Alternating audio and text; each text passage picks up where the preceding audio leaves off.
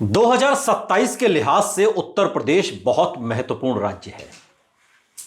Bahujan Samaj party की स्थिति उत्तर प्रदेश के 2027 के विधानसभा चुनाव से पहले सबसे बुरी है। एक विधायक सिर्फ 2022 के विधानसभा चुनाव में जीते, एक सीट आई बहुजन समाज पार्टी की। लेकिन अब बीएसपी अपने सबसे बुरे सियासी दौर से निकलने के लिए बेताब है और पूरी तैयारी कर रही है। 9 अक्टूबर को लखनऊ के कार्यक्रम में उमड़ी लाखों की भीड़ से कार्यकर्ताओं का उत्साह चरम पर रहा और जो वीडियो सामने आए, जो भीड़ वहां पर लगी लखनऊ में, कि यूं लगा कि इस बार तो बाजी बहन जी के हाथ में है।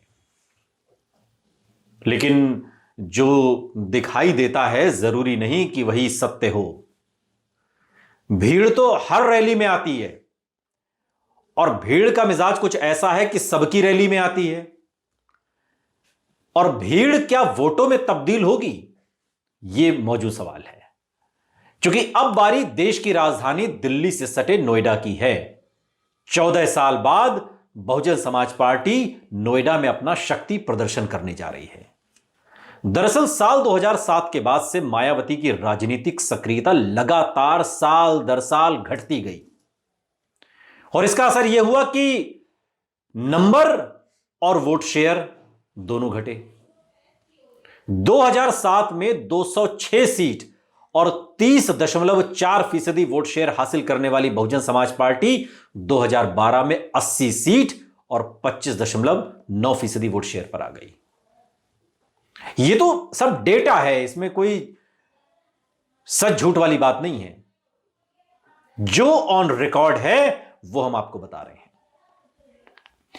2017 में 19 सीट के साथ, 2012 के बाद का जो इलेक्शन आया, 19 सीट के साथ वोट शेयर आ गया 22% और 2022 में एक सीट के साथ वोट परसेंटेज आया 12.88%। अब यूं तो 12% या 13% वोट शेयर कम भी नहीं है, लेकिन बहुजन समाज पार्टी जैसी बड़ी पार्टी के लिए मायावती, जिसकी सुप्रीमो है, जो खुद 4 बार उत्तर प्रदेश की मुख्यमंत्री रहीं, साल दर साल लगातार सीटें और वोट शेयर घटता गया। मायावती को भी समझ में आ रहा है कि बात ऐसे चलेगी नहीं, बनेगी नहीं। जमीन पर उतरना होगा, मेहनत करनी होगी, तभी रूठे हुए मतदाताओं को मनाया जा सकता है। अब मायावती खुद गौतम बुद्ध नगर जिले के ही बादलपुर गांव की रहने वाली हैं। प्रदेश में 22% दलितों में 12% जाटव हैं और पश्चिमी उत्तर प्रदेश मायावती का गढ़ और पश्चिमी यूपी में जाटव की आबादी सबसे ज्यादा है। कुछ जिलों में तो 30% तक है। यानी कि जाटव पूरी तरीके से डिसाइडिंग फैक्टर है। जाटव जो चाहेंगे वही होगा, जिसको चाहेंगे वही विधायक बनेगा। और इस बार बहुजन समाज पार्टी पश्चिमी उत्तर प्रदेश में दलित और मुस्लिम गठजोड़ का अपना जो पुराना समीकरण है उसी को साधने में जुटी हुई है। बीएसपी ने पश्चिमी उत्तर प्रदेश की कमान पार्टी के मुस्लिम चेहरे नौशाद अली के हाथ में दी है। मतलब बीएसपी यहां इस बार दलित और मुस्लिम समीकरण के बलबूते अपने खोए हुए जनाधार को वापस लेना चाहती है, जो छिटक गया है, जो समाजवादी पार्टी में चला गया, जो आजाद समाज पार्टी में चला गया, कुछ कांग्रेस में भी गया, बाकी सब बीजेपी में चला गया। इन सबको मायावती वापस हासिल करना चाहती हैं। और यही वजह है कि बहुजन समाज पार्टी ने लखनऊ के बाद 9 अक्टूबर को लखनऊ में शानदार रैली हुई। क्या भीड़ थी उस रैली में, अगर आपने देखा हो वो वीडियो। तिल रखने को जगह नहीं थी, तिल रखने को उसमें। और लखनऊ के बाद नोएडा को अपने शक्ति प्रदर्शन के तौर पर मायावती ने चुना है। मायावती आखिरी बार नोएडा में मुख्यमंत्री रहते हुए 2011 में गई थी। मतलब सीधे 14 साल के बाद वो नोएडा में किसी सार्वजनिक कार्यक्रम में शामिल होंगी, एक बड़ी रैली। और जो राजनीति के जानकार हैं, जो उत्तर प्रदेश की राजनीति को समझते हैं, वो बता रहे हैं कि मायावती की निष्क्रियता के चलते ही बीएसपी के प्रदर्शन में इतनी गिरावट हुई कि आज बीएसपी एक सीट पर आकर सिमट गई है। कोई सपने में भी नहीं सोच सकता था। मायावती यह बात समझ चुकी हैं कि बिना मेहनत के, बिना जमीन पर उतरे, बिना कुछ किए कुछ मिलेगा नहीं। 9 अक्टूबर के लखनऊ कार्यक्रम में उन्होंने मंच से कहा था, मैं आप सबको आश्वस्त करती हूं कि अब मैं आपके बीच में ज्यादा से ज्यादा रहूंगी।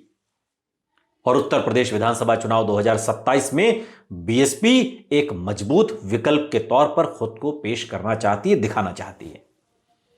और इसकी तैयारी उसने 1 साल पहले से ही शुरू कर दिया। बहुत वक्त बचा नहीं है उत्तर प्रदेश के विधानसभा चुनाव में। यह साल गया और अगला ही साल है बस।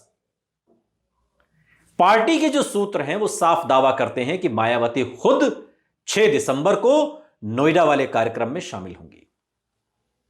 मायावती अभी दिल्ली में हैं, जो जानकारी हमारे पास है। पश्चिम के सभी मंडल कोऑर्डिनेटर को बड़ी संख्या में कार्यकर्ताओं को लेकर नोएडा पहुंचने के लिए आदेश दिया गया है और इसकी पूरी मॉनिटरिंग की जा रही है। खुद पार्टी के महासचिव सतीश चंद्र मिश्रा तैयारियों की समीक्षा में जुटे हुए हैं। पश्चिमी यूपी के प्रभारी नौशाद अली पार्टी पदाधिकारियों के साथ कार्यक्रम स्थल पर तैयारियों का जायजा ले रहे हैं और यह चिंतन मनन हो रहा है कि ज्यादा से ज्यादा भीड़ जुटे। लखनऊ से डबल का टारगेट है। उत्तर प्रदेश की राजनीति को जो जानते हैं वो ये मानते हैं कि मायावती नोएडा में शक्ति प्रदर्शन करके राष्ट्रीय स्तर पर कमबैक का ऐलान करेंगी। नोएडा देश की राजधानी दिल्ली के बहुत करीब है। सारे मीडिया हाउस नोएडा में और इस कार्यक्रम पर राष्ट्रीय मीडिया की भी नजर रहेगी। नोएडा में आयोजन होने से दिल्ली, हरियाणा के बीएसपी कार्यकर्ताओं के पहुंचने में भी आसानी होगी। और अभी वहां भीड़ का कोई लक्ष्य यूं तो तय नहीं है, लेकिन पार्टी के जो सूत्र हैं वो बताते हैं कि 1 से 2 लाख लोग इस कार्यक्रम में पहुंच सकते हैं और इतनी भीड़ को लेकर प्रेरणा स्थल पर भी व्यवस्था की जा रही है। पश्चिमी यूपी में जाटव वोटर सबसे ज्यादा है और यह बहुत महत्वपूर्ण है कि इसको साधा कैसे जाए, क्योंकि इसमें सेंध लग चुकी है। बीजेपी ने भी लगाई, चंद्रशेखर ने भी लगाई, समाजवादी पार्टी ने भी लगाई है, कुछ कांग्रेस ने भी। ज्यादा हिस्सा बीजेपी ले गई और चंद्रशेखर।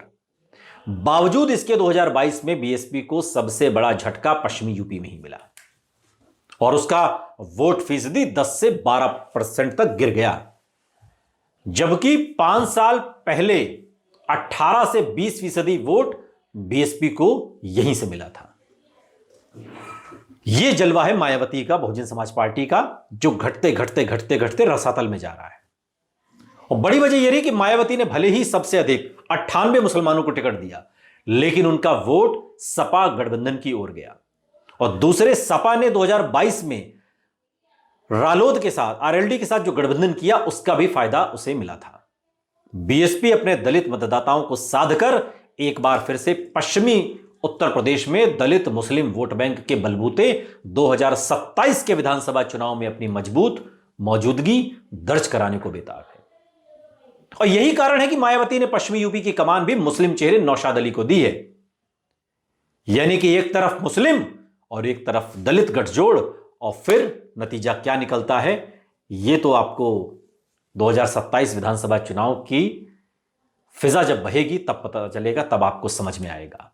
लेकिन मायावती एक बड़ा गोल करने की तैयारी में है, यह इस रैली से समझ में आ रहा है।